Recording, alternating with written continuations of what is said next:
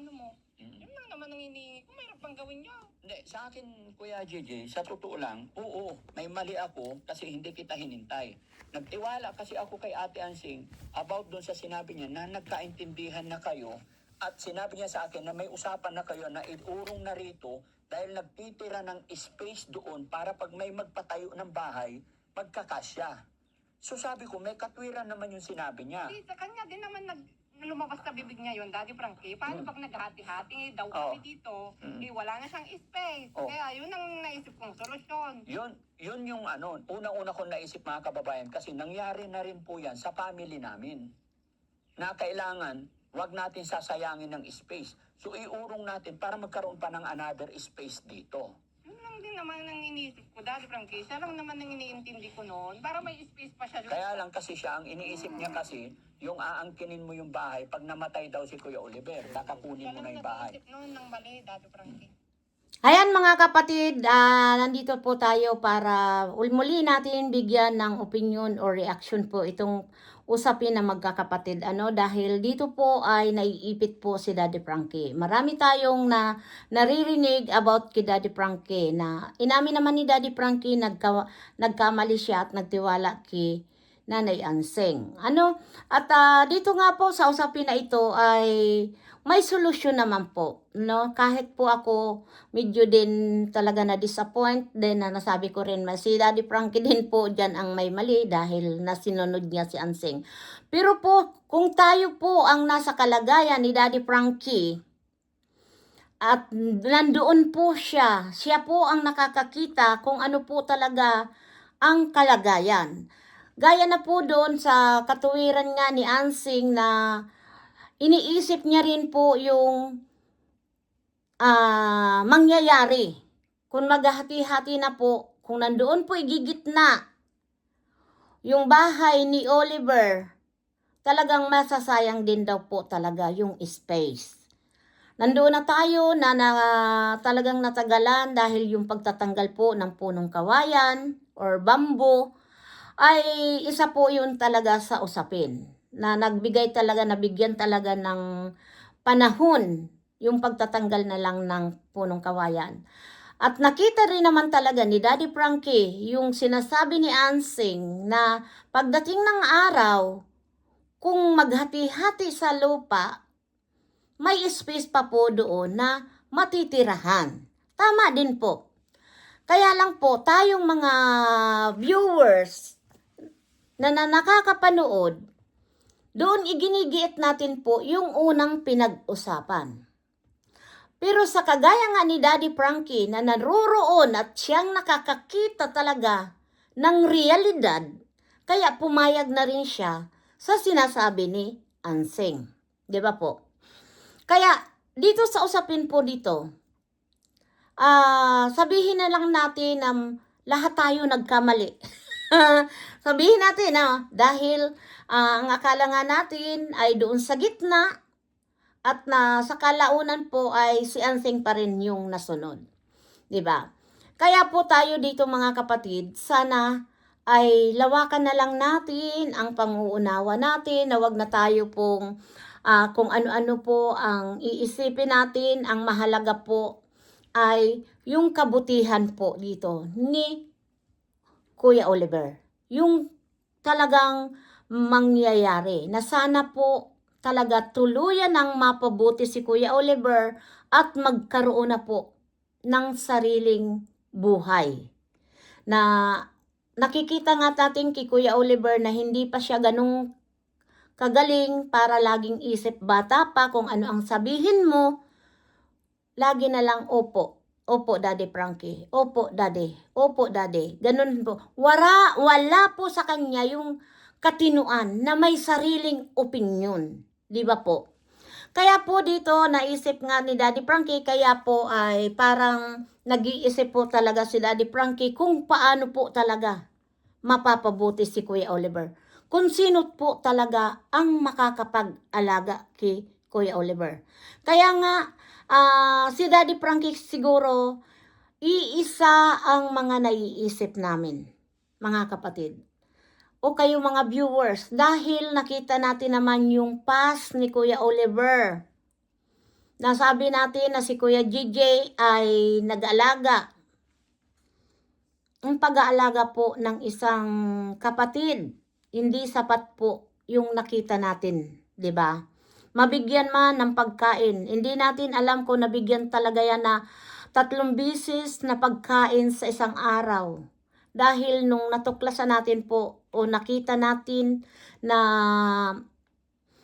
tinulungan ni Daddy Frankie, ganun siya kagutom. Kahit plastic, kinakain niya na. 'Di ba? Ako, aywan ko lang po. Kahit po ako siguro mahirap kung ano ang kakainin ko, mga kapatid. Mas ibibigay ko na doon sa kapatid ko kisa ako.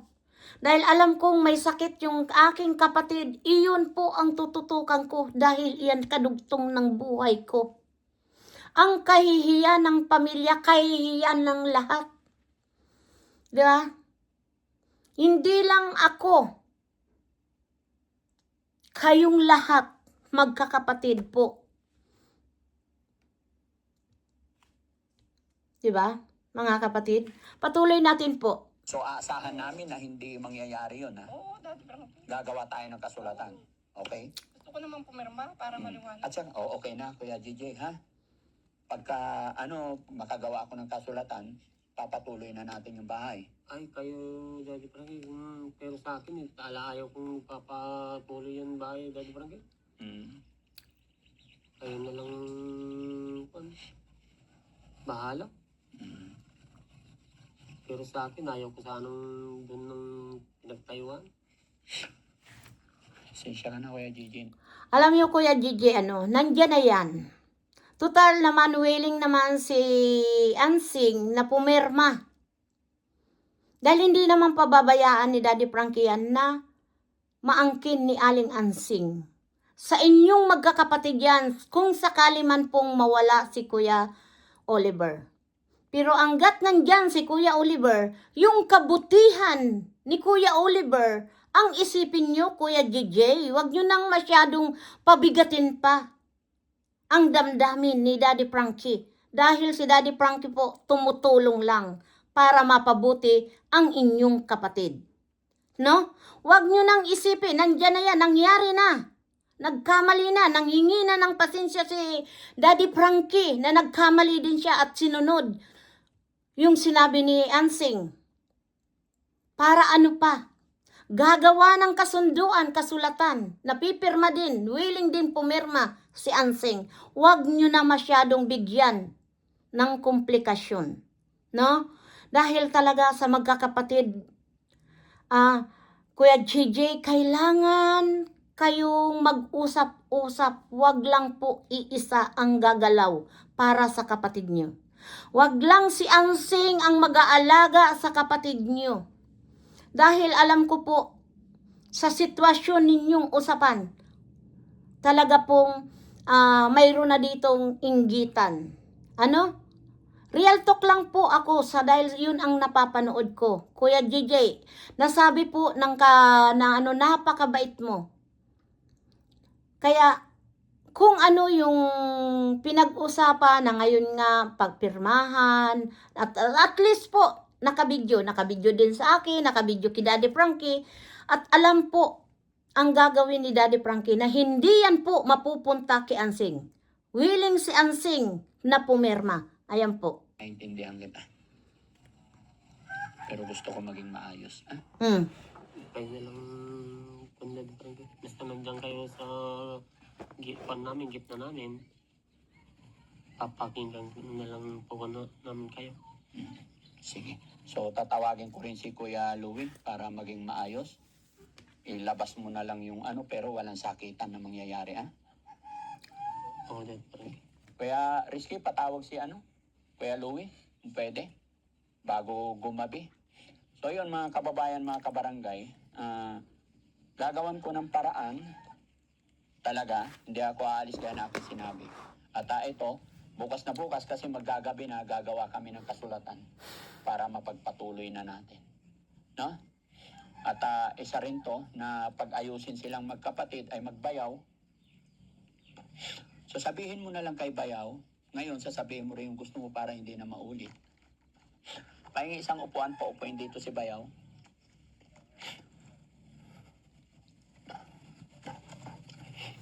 Yan, tabihan mo lang yung asawa mo. Yan. Ito. Upo ka, Bayaw.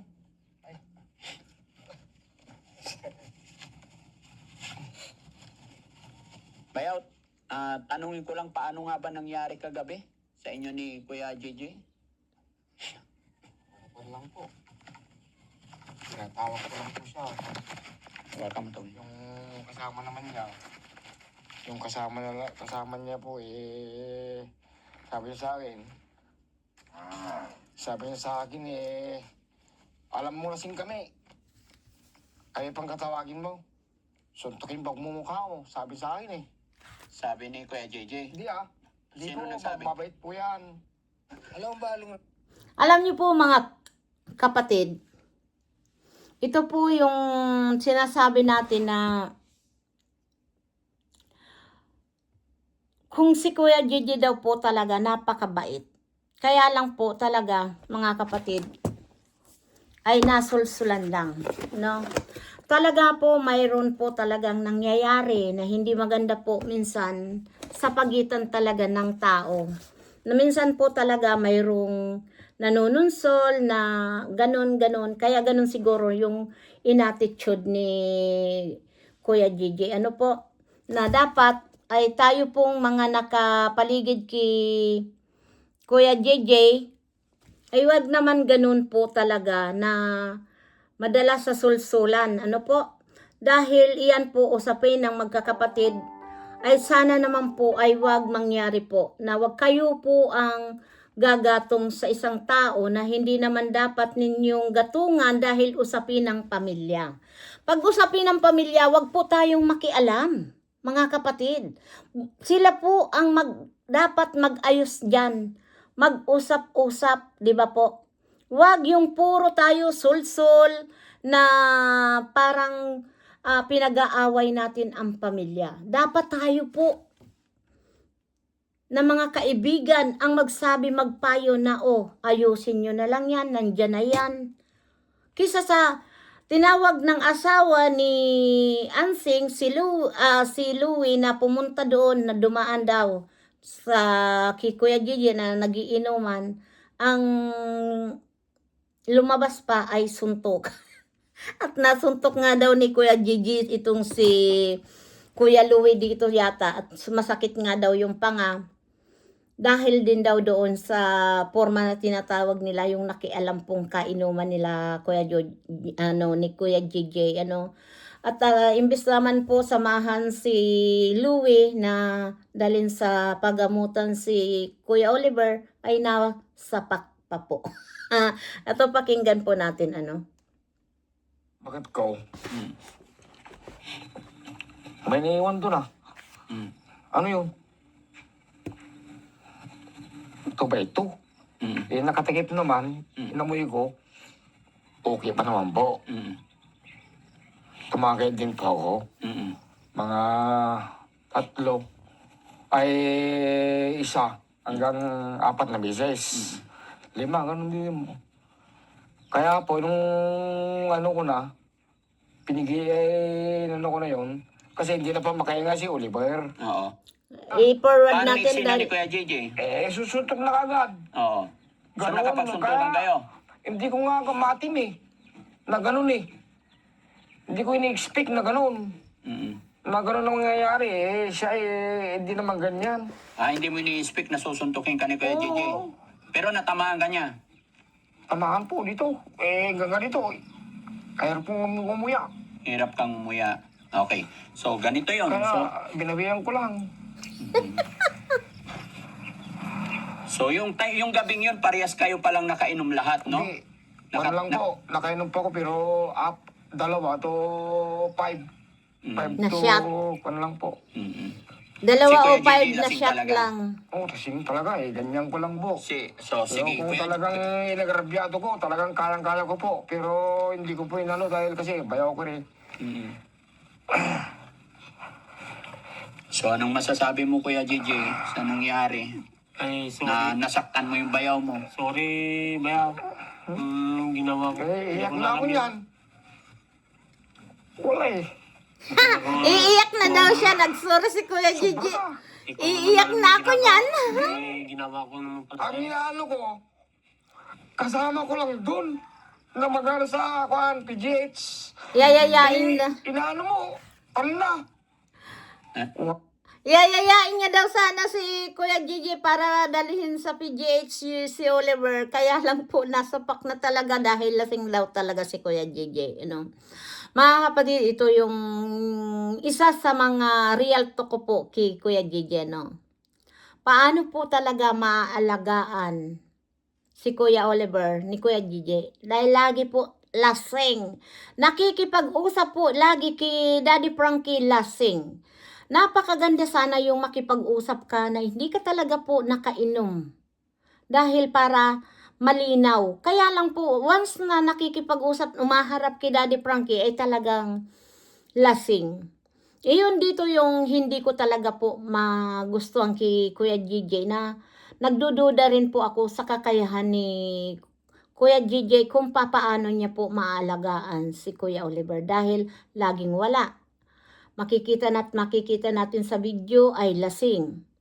At sabi nga ng mga viewers na bigyan kuna ng mag-aalaga si Kuya Oliver o kaya yung anak ni Kuya GJ ay I think na sana noon pa kung talagang aalagaan ng anak ni Kuya GJ, pasensya na napapag-usapan lang po ito. Dahil marami naman magkakapatid sila Oliver, bakit si Yansing at Kuya JJ lang ang umaharap ni pamangkin, wala akong nakikita, ang masasabi ko na lang po dito sa nakikita ko, ito i-real to ko na lang po at yung mga kabuuhan po na video panoorin na lang natin po kay Daddy Frankie at dito nagpasilip po tayo ng counting clip po doon sa video ni Daddy Frankie. Pero ang masasabi ko po talaga mga kapatid, ito yung real talk po. Sana po tayong mga viewers unawain na lang natin si Daddy Frankie dahil po siya po yung higit na nakakakita sa atin yung sitwasyon po talaga kung papaano po mapapabuti si Oliver. Dahil ang concern lang po dito ni Daddy Frankie si Oliver. Wala dito po. Kaya lang po talaga kasunduan lang talaga si Daddy Frankie dito sa dalawa, kay Ansing at kay Kuya JJ dahil hindi naman niya nakikita nga yung iba pang kapatid ni Kuya Oliver, kaya para dito ang napupuruhan talaga si Ansing. Dahil si Kuya JJ po, kahit yung asawa ni Ansing, si Kuya Louie na bakit ganun ang ginawa ni Kuya JJ na hindi niya po talaga inaasahan dahil sobrang bait talaga daw ni Kuya JJ. Kaya lang po siguro yung mga nasusulsulan din, yung mga sulsulero, imbes na pagpayuhan na magkaisa silang magkakapatid alang-alang kay Kuya Oliver, ay isa pa rin pong nakadagdag sa usapin ng pamilya. Kagaya nga yun, sabi nga na sinuntok si Louie at pinagtulungan at ginawa, sabi nga ni Daddy Frankie, kung may pulutan sila Kuya JJ, ang sabi ni Kuya JJ, wala, kaya pinulutan nila si Louie, yung asawa ni Ansing. Di ba nakakatuwa, dito po sa usapin na ito at ito nga nagkasundo-sundo na at nasunod talaga si Ansing. Sana nga po ay yung kasulatan na pipirmahan ni Ansing, sana ito pa rin ni Ansing dahil yun po ay talagang paglinabag niya. Talagang masasabi na talagang isa kang tusong palaka.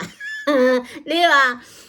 Para sa akin, pasensya na po kayo mga kapatid na minsan tayo po talaga nakakapagsalita ng hindi maganda. Ayon din po yun sa mga sinasabing ni Ansing. Yung mga binibitawan niya pong salita, kagaya niya po dyan, mamaya po ipagpatuloy natin po yung about po doon sa hindi na sana matutuloy yung bahay at mayroon po tayong ipasisilip sa inyo. Ano? Hanggang dito na lang mga kapatid. Always support po Daddy Frankie at ang team ni Daddy Frankie po at Aling Rochelle Vlog. Suportahan po natin yung hindi pa po nakaka-subscribe sa kanila.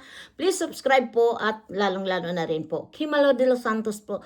Please subscribe at pakitamsak na lang po para swak sa panglasa ni YouTube. Bye-bye po. Maraming salamat. God bless you po sa inyong mga viewers na patuloy na nagmamahal kay Malo de los Santos.